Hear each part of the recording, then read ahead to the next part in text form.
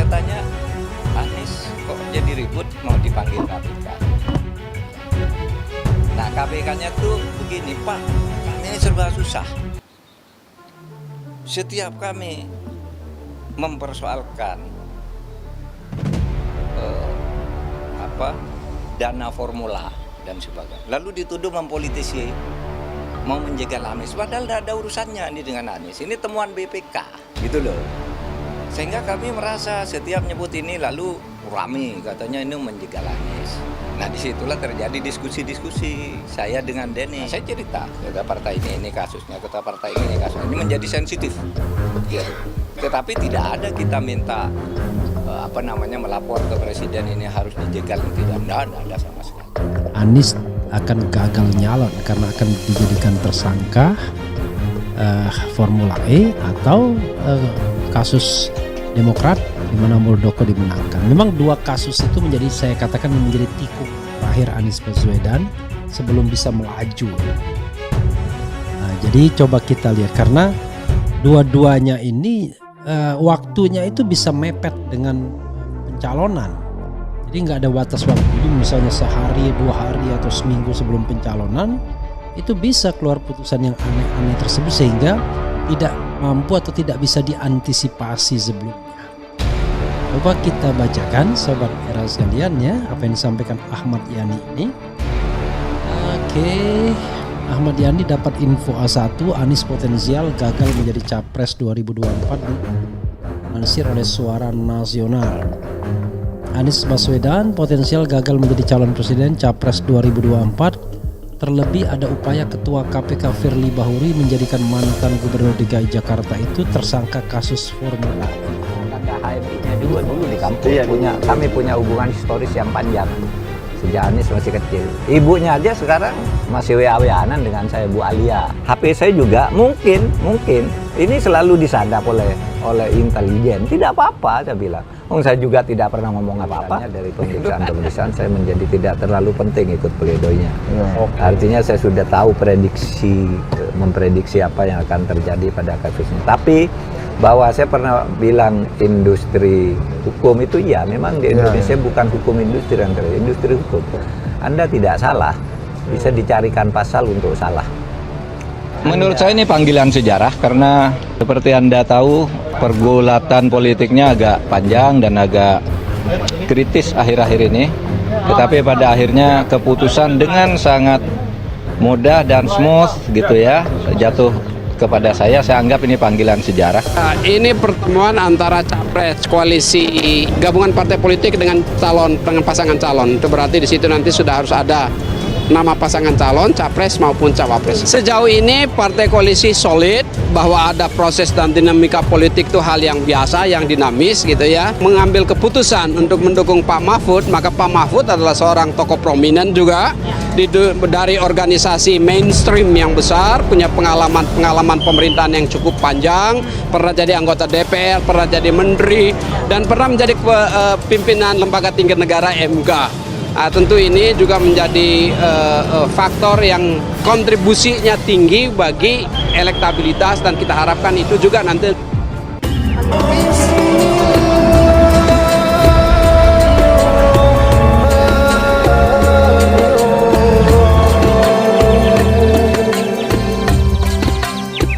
Kan DPR yang buat itu. Nah, pada waktu itu kan Presiden mengatakan akan mengeluarkan Perpu untuk membatalkan itu. Itu bagus agar kembali ke undang-undang lama. Tapi Anda tahu enggak akibat dari itu yang diprediksi? Kalau Presiden mengeluarkan Perpu lalu berlaku undang-undang lama yang sudah habis, tiba-tiba 3 bulan kemudian DPR sesudah memeriksa Perpu menyatakan menolak Perpu, gitu kan tidak bisa mundur lagi. Ini akan kacau penegakan hukum selama perubahan ini sampai Perpu yang pemeriksaan di sini batal demi hukum, yang sudah masuk penjara, yang sudah apa ditangani oleh itu. Nah, oleh sebab itu lalu Presiden memilih jalan yang lebih mudorot. Saya termasuk yang setuju waktu itu keluar Perpu, tapi gimana tuh sudah jalan pemeriksaan, penangkapan berdasar undang-undang lama yang kena Perpu, tiba-tiba Perpunya ditolak dan pada waktu itu DPR terang-terangan akan menolak. Usulannya dari siapa undang-undang KPK yang baru? Pemerintahan apa DPR waktu itu? Waktu itu kayaknya DPR ya yang bicara soal batas korupsi, Dewas, dan seterusnya itu, dan KPK dibatasi sekian tahun terus bubar dan seterusnya itu semula kan itu diskusinya yang ada.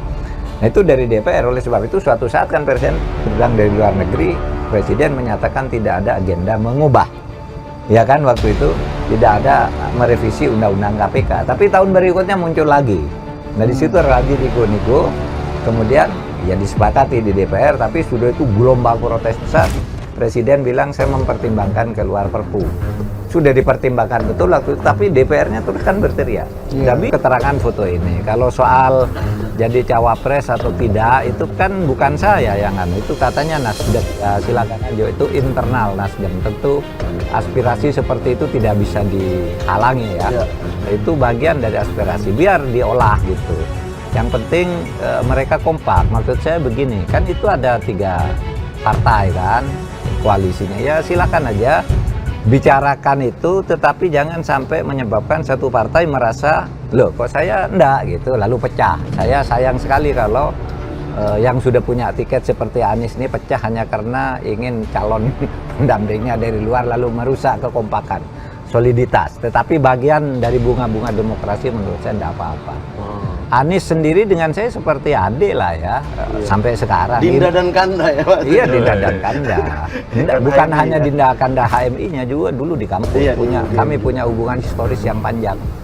Sejak Anies masih kecil. Ibunya aja sekarang masih WA-WA-an dengan saya, Bu Alia. Rashid Baswedan itu dulu yang sering ngajak Anies kalau ketemu saya, dan kan ibunya dulu waktu Anies masih SMP. Jadi ada hubungan secara personal ya, tidak ada urusan politik, itu memang juga baik ya. Iya. Jadi gosip-gosip begini biasalah itu ya. Iya biasa lah. Tapi Pak, kalau jadi saya daftar jadi tim sukses cawapresnya aja, bisa nggak itu? Ini kan capres cawapres, saya daftarnya jadi tim suksesnya cawapres aja, bisa nggak? Bro, kita tuh punya privilege warga Pak RW. Jadi kita kayaknya bisa, Pak. Pak. Bapak mau jadi wapresnya siapapun, saya daftar jadi tim sukses cawapresnya aja gitu. Remote mana sih remote nih? Ini nggak gini nih tadi nih skripnya. Loh, gitu di saya. Saya skripnya gitu. Enggak, tapi ya kalau tidak bisa kita pungkiri bahwa di setiap pemilu elektabilitas saya masih ingat 2009, 2014 elektabilitas Pak Mahfud menjelang Pilpres itu semakin hari semakin naik. Apalagi hari ini kemarin kan bahkan DPR menuduh apakah ini curi panggung gitu. Oh kan? iya. DPR Saya komentari itu. Saya ndak peduli. DPR nuduh saya curi panggung, cari popularitas, sentimen politik, macam-macam. Yang saya agak sedikit tersinggung itu tetapi enggak apa-apa, ketika Johan Budi mengatakan saya ini mantan KPK. Oke. Tahu kotoran setiap orang gitu. Nah kalau itu ditujukan kepada saya tantang apa urusan saya di KPK kalau dia tahu sesuatu. Kalau urusan lain sih saya enggak masalah. Tapi kalau dalam konteks KPK dia bilang saya nih tahu kotoran setiap orang, semua yang ada di sini saya tahu, saya pernah kerja di KPK gitu. Ya tapi saya diam aja. Tapi menurut saya itu kelewatan kalau itu ditujukan untuk saya gitu. Karena setiap ada kasus KPK nyebut saya datang sendiri minta diperiksa, kok periksa. Ini anak buah saya ada periksa gitu. Dan waktu itu Johan Budi di situ. Sebagai juru bicara, bukan Komisioner. bukan komisioner. Iya. Sebagai juru bicara. Makanya Pak saya Johan bilang Budi waktu itu di luar, jadi dapat bisik-bisik apa? Iya. Kan dia juru bicara, nanti dapat laporan dari pimpinan. Tapi kalau urusan Pak Mahfud cari panggung ya biarin aja, sejak dulu berbuat apapun dibilang cari panggung. Kok baru sekarang? Saya baru jadi Menko kan. Kok baru sekarang dibuat? Saya kan baru jadi Menko. Kemarin kok diam aja lah. Sesudah saya tuh kasus BLBI, kasus Asabri kan saya juga yang bongkar semua itu. Sampai Jenderal Sony itu ngancam saya itu. Siapapun saya laporkan ke polisi, menteri sekalipun. Saya bilang kamu yang masuk penjara. Sekarang masuk penjara dia.